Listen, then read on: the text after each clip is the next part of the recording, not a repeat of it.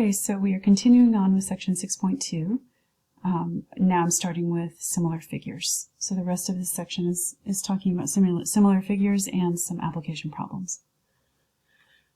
Alright, so another word for similar is proportional. That's something that you probably have heard maybe even more often, like talking about photos. So these two pictures are of this cute little corgi is proportional, and they're similar to each other. So the dog's image is not distorted because the sides have gone down in a similar way, basically proportionally. In this one, it was stretched lengthwise but not heightwise, and so the dog's image becomes distorted. It's not proportional and it's not similar. Okay, so we're looking at similar figures now. When two geometric figures are similar, the measures of their corresponding sides are proportional. So to have a proportion, you need to have at least two fractions. So you have to set at least two equal to each other. I'm going to show you all three. So we're going to do, you can do it either way. You just have to stay consistent. So the large triangle measure to the small triangle measure. So you could also do small to large. You just have to stay consistent every single time. All right, so I'm going to do the colors the same as well. So the large triangle, I'm going to start with the blue. We've got 6 inches to 4 inches. So 6 to 4. And the red ones, if we did the large triangle, that's the 12. And the small triangle is the 8. So you have to use the same side, and you have to go in the same order with the triangles. So the larger one on top, the smaller one on the bottom. All right, and the last one is the green side. So think about which one's going to go on top and which one's going to go on the bottom. So we've got a large triangle on the top, and you have to use the same similar side, basically, which is the bottom of the triangle. And sometimes one will be turned, so you have to be careful. 15 to 10. Okay, so if we look at all of these, every single one of these is a 3 to 2. If we reduced it, 3 to 2, 3 to 2. All right, so here's my example for you on this one. The following triangles are similar. It has to say that, or else you can't do this. You have to know that they're similar. Find the measure of x. So you can use any of the sides. We have to use these two sides right here. And then we can compare it to either of the other two sides. I'm going to choose this one because I don't have to use a decimal.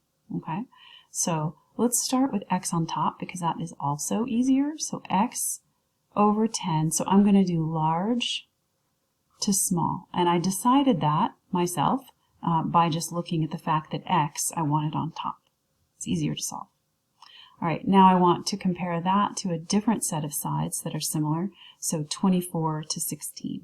24 to 16. So x is to 10 as 24 is to 16. So that means x is going to be bigger than 10 because 24 is bigger than 16. The large one is going to be the one on top.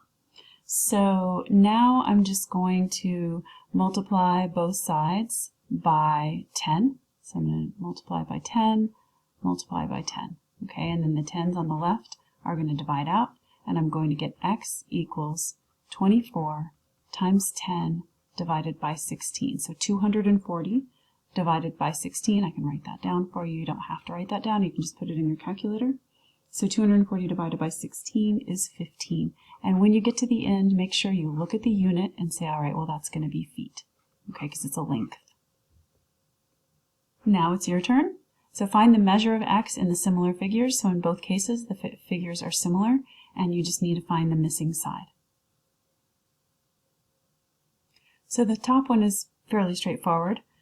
I would choose the small one to be on top, and the large one to be on the bottom so that x is on top. So then I don't have to cross multiply. I can just multiply both sides by 32, and I end up with 57 times 32 over 76 is 24 miles. All right, then B is, we've got, again, the small over the large so that I can have x on top. Then I need to multiply both sides by 3/8. Now this one's a little complicated. So you end up with 3/16 on top because 1/2 times 3/8 is 3/16. And then remember that this is a division sign, basically. 3/16 over 3/4 means divide by 3/4. So I wrote it as a divide problem. And then remember, when you divide, you multiply by the reciprocal here. So I flipped it over. So 3/16 times 4/3. Then I just broke up the 16 into 4 times 4. The 3's divide out, the 4's divide out or cancel, and you get 1/4. And I forgot to put inch here, 1/4 inch. So I have a couple of word problems for you here that I want to work. Take a moment to read this.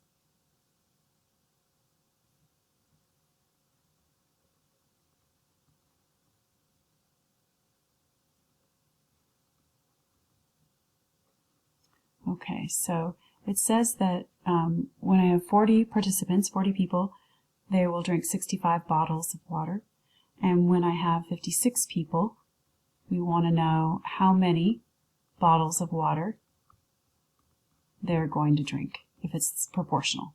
So we're just going to assume it's proportional. So you can set this up however you want with this as x right here. So that's x because we don't know what it is. So 40 to 65 is proportional 50 to x. You could also set it up as 40 to 56 and 65 to x. Either one will work. So we're going to say 40 to 65. There's 40 people per every 65 bottles. And there's 56 people per how many bottles. So that's one way to do it.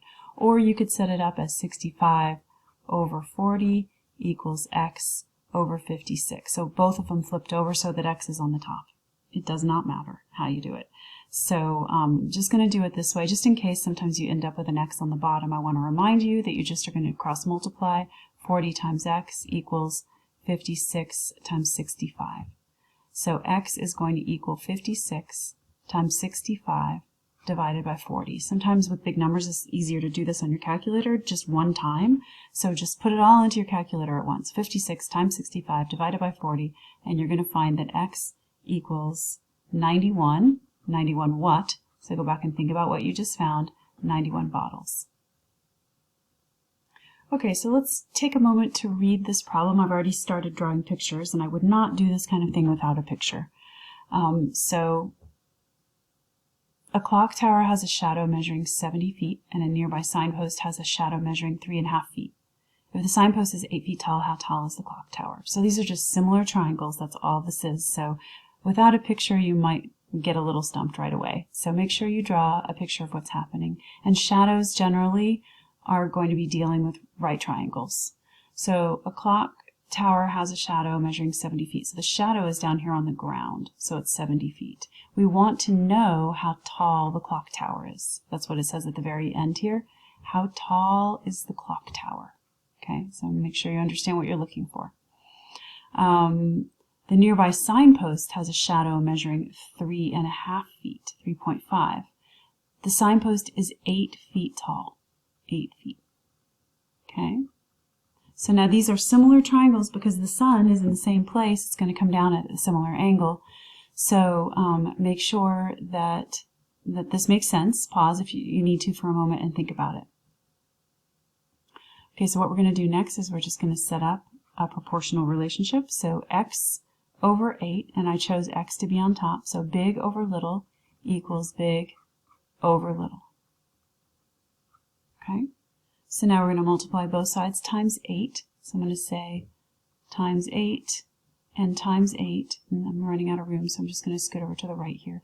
The 8's are going to divide out, and I get x equals 70 times 8 divided by 3.5.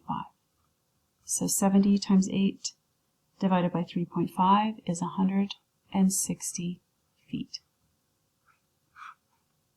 160 feet. And make sure it makes sense. It should be taller than the signpost. All right, that is it. Thank you for watching.